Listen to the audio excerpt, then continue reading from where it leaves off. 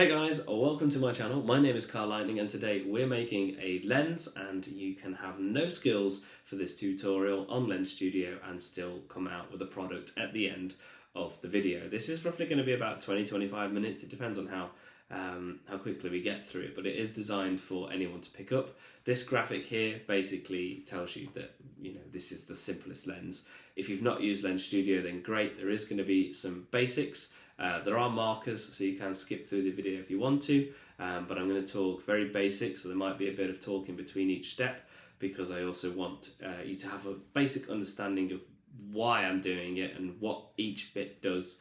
But as you get through and use Lens Studio more, you'll actually find that the tutorials will be more A to B to C to D instead of why we're doing A, why we're doing B. But anyways, I don't want to waffle too much because I want to get in and I want to make this lens. The lens we're going to do is called a date blur lens. This is just what I call them. It's one of my favourite style of lenses. It's so basic, but it's so aesthetic. It's kind of like a mood, I think is what I would call it. And it just basically shows the date and it blurs, so you don't have to have your face in it. And you can use these any day of the week, and that's why I tend to do it. And this is an example of one I've made in the past. So this is Lens Studio. Before we get into making the lens, I would highly recommend, if you're new, to have a look at the beginning and intermediate lens templates and reverse engineer them. If you're a visual learner, it's a great way to learn Lens Studio by just picking at it and changing the assets and just sort of seeing how they work. The other thing is obviously the documentation that Snapchat and the Lens team have provided. It's very in detailed and there's a lot on there that you can learn, and that they cover all aspects. There's also videos and guides as well. So I don't work for Snapchat, by the way. I'm just one of their lens creators who's part of the Lens program. So I'm sort of linked to them, but I'm not associated or paid officially by Snapchat. So I'm sort of one of the gang, if that's the best way to put it. We are going to create a new project though to get started. This is the best feeling in the world when you're on Lens Studio and you can press that for the first time without needing to use a template to get through and build the lens. Especially if you like my background, where I use the templates to build most of my first lenses. Which, by the way, Snapchat, they're cool with that. That's what they're there for. But it is definitely a rewarding feeling when you can press that button for the first time and just start making. So this is the default view. I'll just prove it to you. I'm going to panel to default view. It will flicker just because it's resetting. But as you can see, like I've never altered it. The layout has not really changed, and I don't think they've added anything to this layout in the last 5 years apart from a dark mode button, which to me doesn't really do much. But I guess if you've got like a brighter screen, it might. But for me, I just leave it as it is. There's a few panels, but before I start talking about the panels, you might want to skip ahead if you already know some of the basic fundamentals of the panels. I'm just going to do a 2 to 3 minute talk on what each bit do. If you're new to Lens Studio, then stay here, but if you want to jump to the tutorial, you can. So it's built up of a few panes. There's like 5 or 6 windows. It depends on if you count these as like one window. But the objects and resource panel, I like to think of like a brother and sister. They go hand in hand. They work together. They're just basically how the lens is built up from the components, which is this top one with the objects, and then the resources, which is like your assets. So this is where you'd import. For us today, we're going to do a custom font, but like you'd import your PNGs, your soundtracks. If I just open the object panel up here, you can see you can add an audio. That's like the element that makes the sound, and then the resource panel is where you would link the sound like to the horn. So they basically work together. So that's like, what do you want, and then what is it that you want. So hopefully, I'm trying to do it basic just so we don't go too technical, but that's basically what those two do. This is the 3D space. This is where you see your lens, and this is where you like move stuff around and play with it. Our lens today is 2D. This is a 3D space. We don't have to do anything for now, but that will turn to a 2D space, and you can chop and change between it, but ours isn't set up yet. But this is basically a 2D space and a 3D space, sorry, and that's where you make your 3D objects. So if you're putting like ears on a mask or something, that's where you do it. The logger, we're not going to come across this today, but it shows any errors with Lens Studio or any code or anything that you've implemented or a mesh or something. If there's an error, it comes down in red text down there. If any of you've got any background in coding, you'll know what that basically is. The inspector panel, this is basically where you change your assets. So if I click on the light, for example, this is where I can change the color of the light. So the light sits here, any assets that go with the light sit down here, but this is where I change the light. So these 3 panels all work together, or 4 if you count the resource panel in that. The light is what it is, this is where it sits, and this is the color. And you can see that I can change it, but I'm not going to do that now because I don't really want to alter it because we're not doing a 3D lens. And then finally, we've got the preview panel, the best bit. This is where you see all your hard work in Lens Studio come to life. You can obviously have the stock image of the still person. There is also videos, so if you want to test it on a video, and then there's also a webcam option, but it's not going to work for me today because I'm using my iPhone as my webcam. And then this button is awesome. The best bit, really. If you scan the QR code, you can actually test it live in Snapchat. Send it to friends as well. They can't use it till the lens is published, but you can send it to a friend and say, hey, what do you think of this? And they can give feedback on a lens that's not even published yet. As long as it fits in with the performance, which is this, these are the few buttons up here, but we'll come to those at the end. But as long as your lens fits in with the performance, it will send over to Snapchat and can be tested on any device that runs Snapchat. So that's basically the basics. So you'll see how these all come together when we start putting them together. Welcome back to anyone who skipped ahead. We're now going to start building our 2D lens. Just to reiterate, it's a 2D lens today, and basically sort of show how we're going to do it. I'm going to try and keep it at a quickest pace, but I will stop talking about some of the other bits that I think are useful. But let's get started. So we're already in a 3D lens. We want to create a 2D lens. There is an official way of creating an orthographic camera, which is basically the 2D lens. But because we're going to do it the simplest way, so you can sort of understand it, like there's no worries about it. So if we go to objects, we want to basically create screen text. Text that's glued to the screen. It doesn't matter what we do, zooming in and out, it's always going to be exactly in the same place. And that's because it's 2D. So we're going to press this plus at the top, and we're going to go to screen text. Obviously we've got screen image, which is basically the same, but as an image on top. This is where you can make like smaller little lenses. I made my Thomas the Tank lens, which is this one here, by using a screen image. And I'm just going to go screen text for day. And as you can see, it's added it on. We now have the 2D space properly implemented. And if I go back to view, you can sort of see the 3D space. And if I rotate this around a bit, you can actually see the 2D space is now within the 3D space. And that's because we've got something called an orthographic camera. And that basically means we have the 2D camera. You can now see that the text has appeared on our preview. And if I go back to our 2D space and click on our screen text, you can see I've got a text box. It fills the whole thing, and what we're going to do now is just basically resize it to how big we want it. I typically just go to the size of the text and then resize around it if I'm going to put like a bit of more of a sentence in there, or maybe even a paragraph if we want to. And as you can see, it's starting to come together already. We've got obviously our objects over here.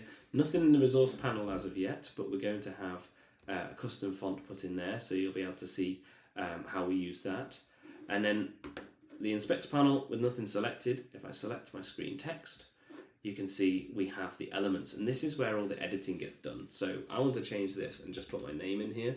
You can see I've just typed it in. Other elements that we can do are dynamic. So you can obviously type in whatever you like in there. We can insert elements that pull from Snapchat themselves. So if I want to say, okay, day, that'll basically pull through whatever the day of the week it is from the phone's information or the Snapchat's information. And if I just refresh this lens, you'll see it says Kyle Saturday. Very strange, but we're getting where we want to get to. I'm just going to remove my custom text and just basically make a quick one. So I like to do date, I think it is. Oh no, day and then date, I think is what I like to do, which is one of my favourite combinations. And you can see that they're sat together. Even though the box isn't big enough, it actually still fits. Obviously just looking at the preview will help understand if we need to make any adjustments. You can do wraps and stuff as well, that basically this is good to try if your box isn't big enough. Definitely try these out, and if it's not looking how it should, and if you don't know what we've just done, we can undo as well. You can undo and basically change anything. So it is definitely a testing phase. I'm going to go for a bit of orange because I know where I'm going with my colour correction, which I'll come to later. So, and obviously I've got the Apple colour picker, but obviously Windows will have the same equivalent. And the lenses work exactly the same how they do on Windows or Mac, depending on your operation preferences. So yeah, I'm happy with that. That's exactly how I want it to look. I'm just going to refresh it, and that's how it is. Now, it's a bit boring with it being in Arial, I think, which is the font there. So I'm going to use the resource panel for the first time, and I'm just going to open up Finder for a second and find the font I want, which is my favourite font. And yeah, I'm sad enough to have a favourite font.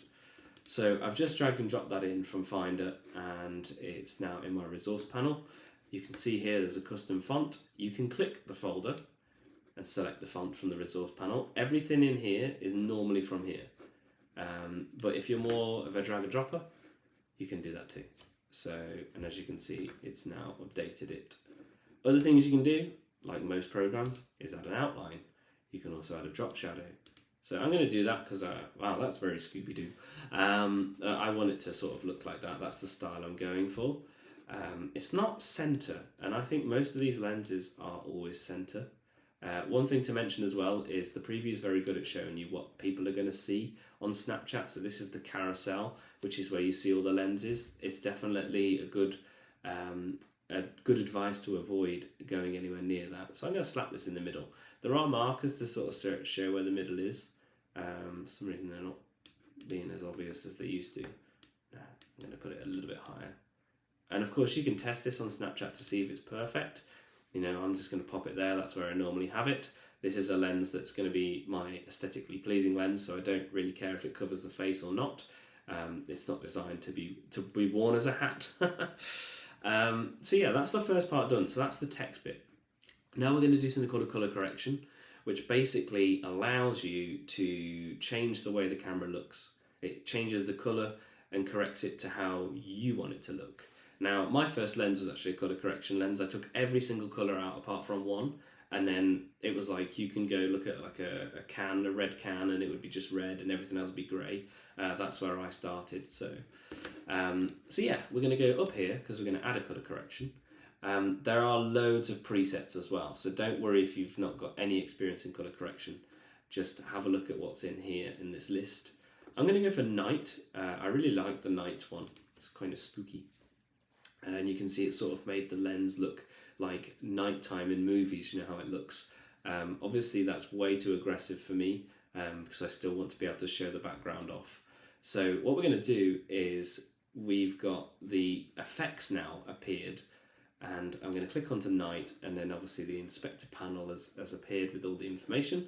Again, if I click off it, you can see nothing there, so I'm going to click onto night, and I'm just going to adjust the alpha. Basically 1 is full on and then 0 is off, so you can sort of see the difference. A good number I always go for is definitely 75. 75% is always a good amount of something, especially with the blur. When we add that in a minute, you'll see that you can adjust that. And again, 75, 25 and 45 are like my go-to numbers. Obviously with the background and video editing, they're like some of the key numbers you go for because it's slightly on, slightly off, and kind of in the middle but not. So again, that's just my weird mind, ignore that. But yeah, so I'm happy so far. We're making good pace. We've got what we want so far. I will just quickly give you an alternative and see if anything can change my mind. Let's see what flower is.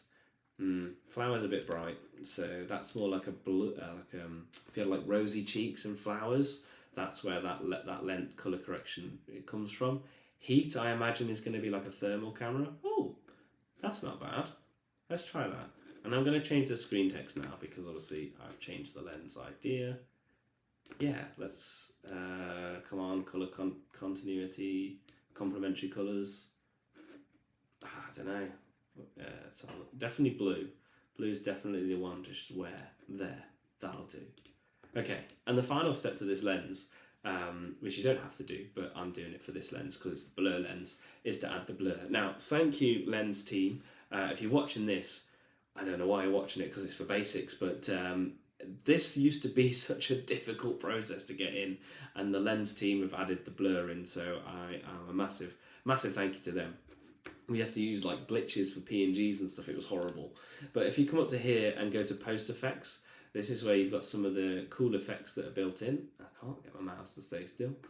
We've got distortion, we've got analog TV. They say what they do basically, but we're after a gloss blur, which I think is Gaussian blur. I think it's just probably too big for the box.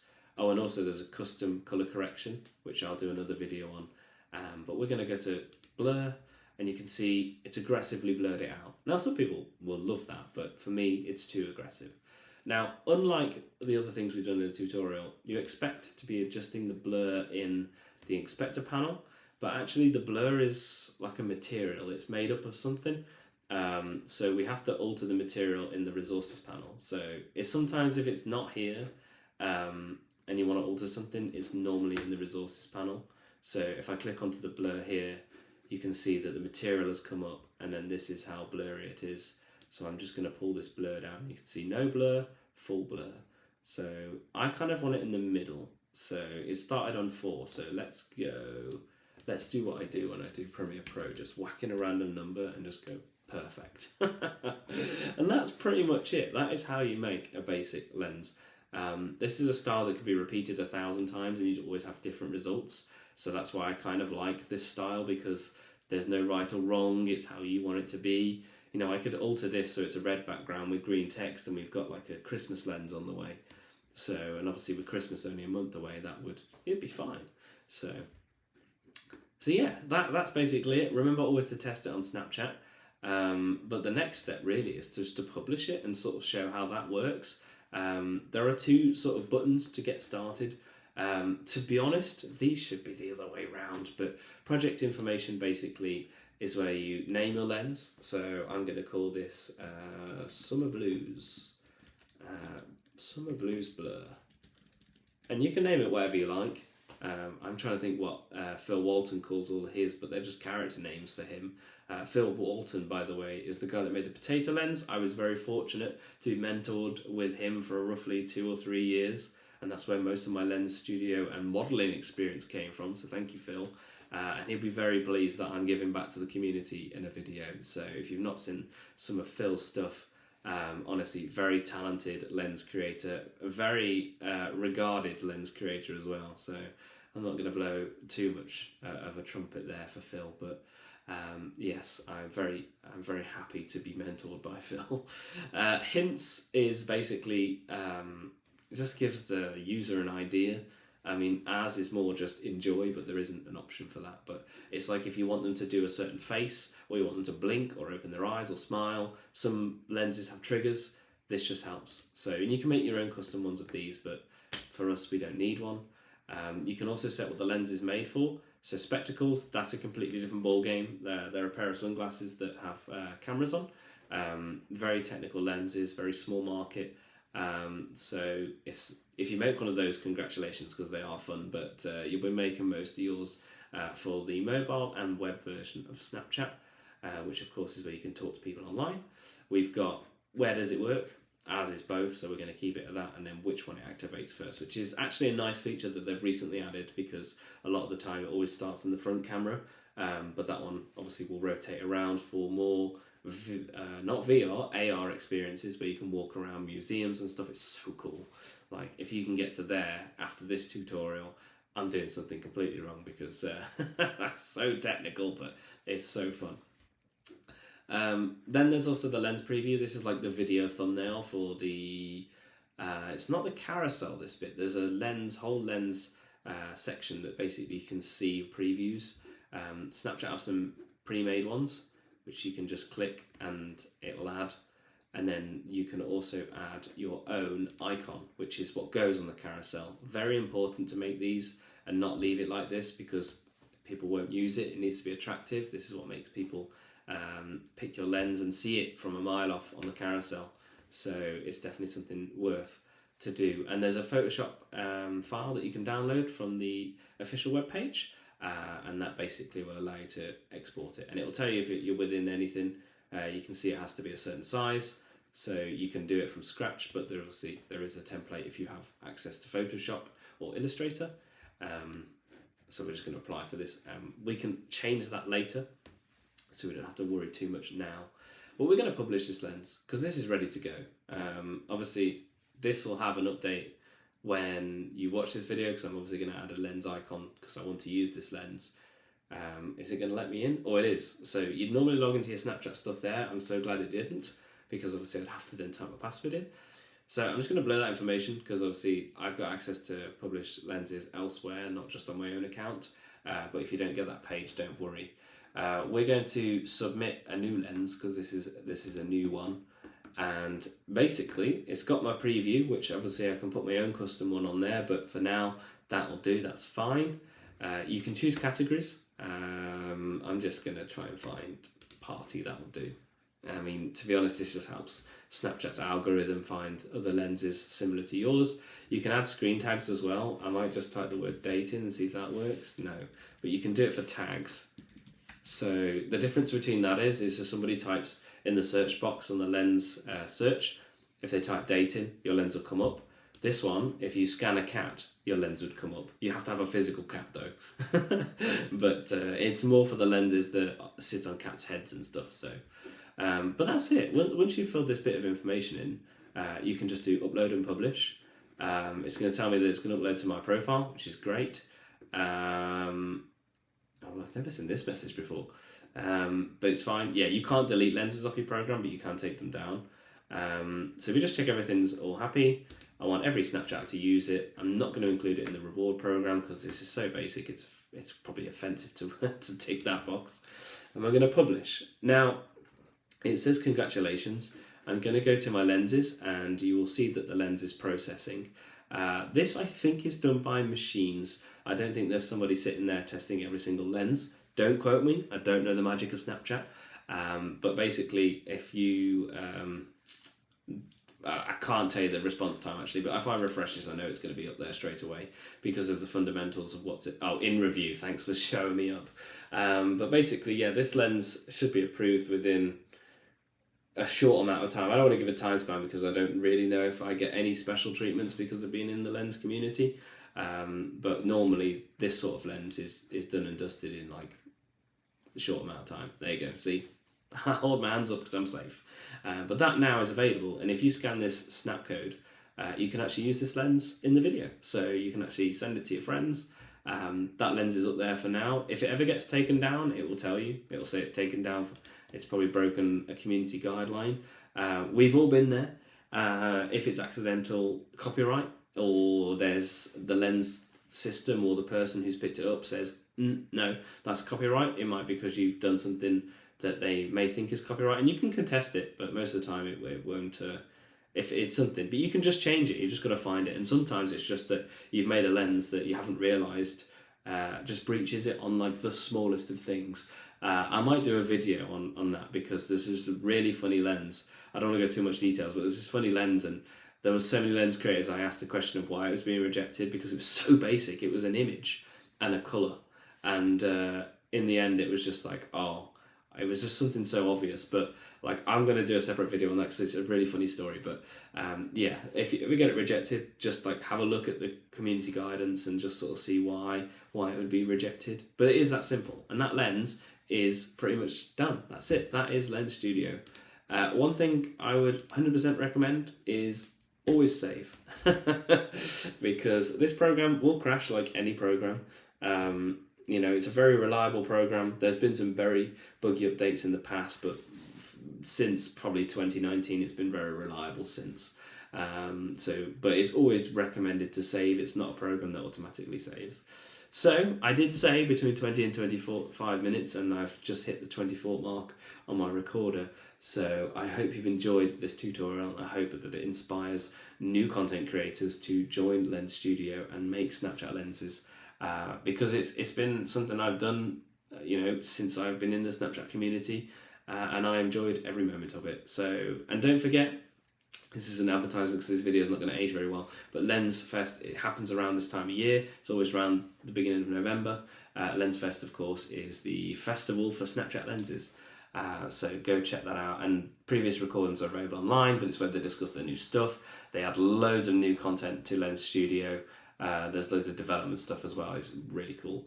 But anyway, guys, thank you so much for watching. I hope you enjoyed this tutorial, and I hope that I will see the lenses that you guys make from this tutorial. And don't forget to put in the comments below if you enjoyed it. If there's a question about some basic lens stuff, I'm not going to answer everything, but of course, as I've mentioned before, there is the documentation which is on the homepage. There's also a Discord, so asking technical questions for quick answers are going to be definitely more beneficial to go to the documentation or the Discord, because with the amount of videos on this channel, it's really difficult to find the comments very quickly. But thank you so much for watching. I hope you enjoyed it, and we'll see you in another tutorial.